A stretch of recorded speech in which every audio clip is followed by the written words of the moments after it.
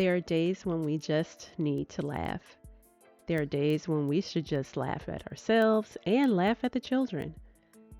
Studies show that laughing decreases pain, may help your heart and lungs, promote muscle relaxation, and can reduce anxiety.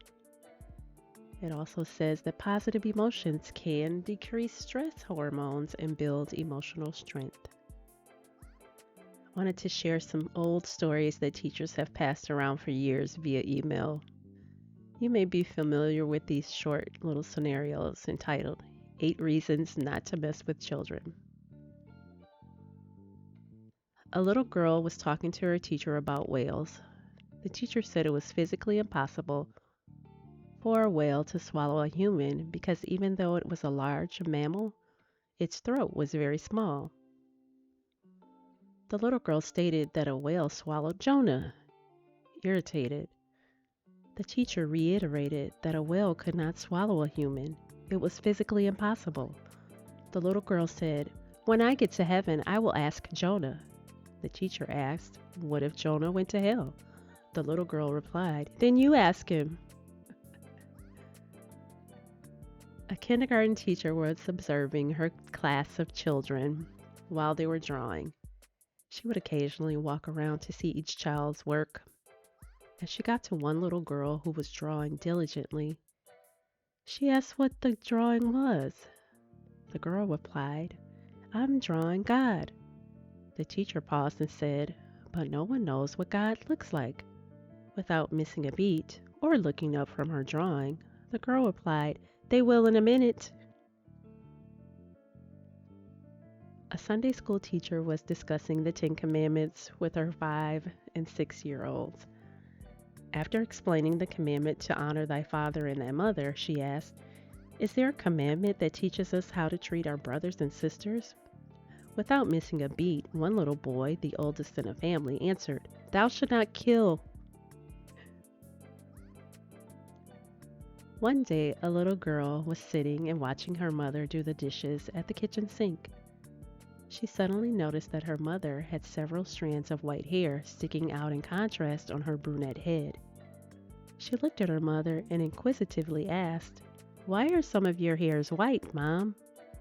Her mother replied, "Well, every time you do something wrong and make me cry or unhappy, one of my hairs turns white." The little girl thought about this revelation for a while and then said, "Mama, how come all of Grandma's hairs are white?"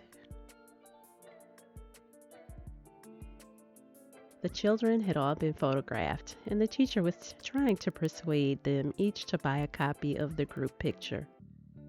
Just think how nice it will be to look at it when you are all grown up and say, "There's Jennifer, she's a lawyer," or "That's Michael, he's a doctor."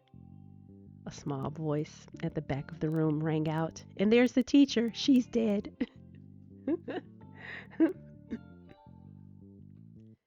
A teacher was giving a lesson on the circulation of blood.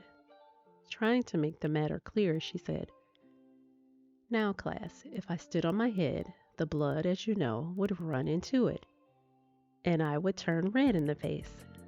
"Yes," the class said. "Then why is it that while I'm standing upright in the ordinary position, the blood doesn't run into my feet?" A little fellow shouted. "'Cause your feet ain't empty." A woman was trying hard to get the ketchup to come out of the bottle. During her struggle, the phone rang, so she asked her 4-year-old daughter to answer the phone. "It's the minister, Mommy," the child said to her mother. Then she added, "Mommy can't come to the phone right now. She's hitting the bottle." And the last one. The children were lined up in the cafeteria of a Catholic elementary school for lunch. At the head of the table was a large pile of apples. The nun made a note and posted it on the apple tray. "Take only one. God is watching."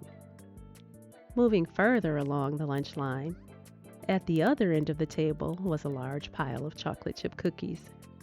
A child had written a note. "Take all you want. God is watching the apples."